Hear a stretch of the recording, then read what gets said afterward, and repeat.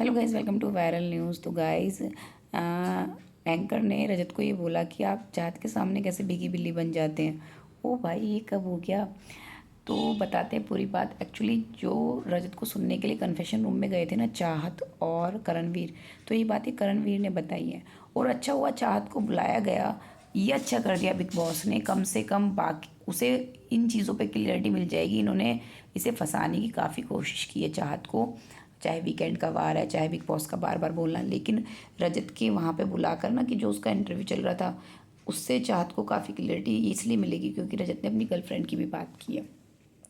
हुआ क्या है, ये तो आप दिन से ही सुन रहे हैं कि न्यूज़ आ रही है कि एंकर ने बात की है चाहत और रजत का, जो रोमांटिक वे में रील्स वगैरह वायरल हो रही हैं वो सब चीज़ें।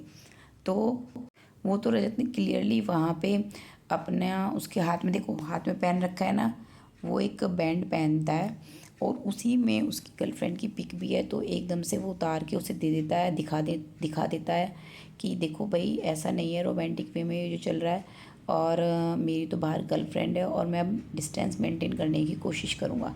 अच्छा हुआ ये चीज़ें चाहत ने सुनी। अभी भीगी बिल्ली वाली भी बात बताती हूँ। अच्छा हुआ ये चीज़ें चाहत ने सुनी, क्योंकि ऐसा होता कि रजत को तो एक साइड से पता होता, लेकिन चाहत को क्लियरिटी नहीं होती कि बाहर रोमांटिक वे में चल रहा है। क्योंकि यही लगता कि भाई नोक झोंक वाला है, ठीक है, वो सही लगता है, दोस्ती नोक झोंक। और चाहत कई बार कह भी चुकी है कि भाई बातों बातों में कि बहन वाला रिश्ता, जैसे यामिनी ने भी कहा छोटी बहन, रजत भी कह चुका है, उसकी तरफ से भी ऐसा कुछ नहीं है, बस चैनल ने इन पे ये चीज़ थोपी है। तो यहाँ पे करणवीर बता रहा होता है, दिग्विजय इतने मज़े लेता है और ये सब शॉक्ड रह जाते हैं कि चाहत का और रजत का रिश्ता बाहर रोमांटिक वे में लोग पसंद कर रहे हैं। तो पता है करणवीर कहता है कि एक मज़ेदार बात हुई।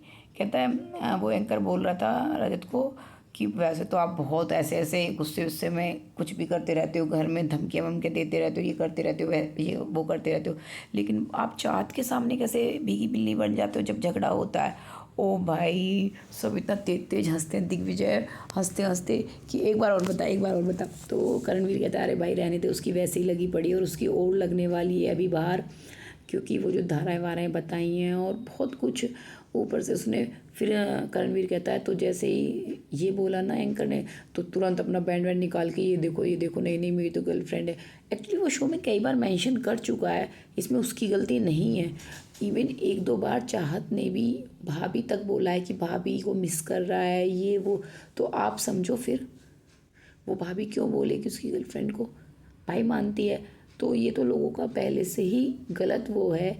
और मतलब इनका पहले तक वो था, ठीक था, ये रजत को डांट देती थी, रजत भी बहुत सारी बातें सुन लेता था इससे। क्योंकि ये पता है क्या है, एक बात तो है, पोल खोल देती है लोगों की। क्योंकि इसको सही को सही बोलना होता है, गलत को गलत। विवेन से क्यों झगड़ा होता है?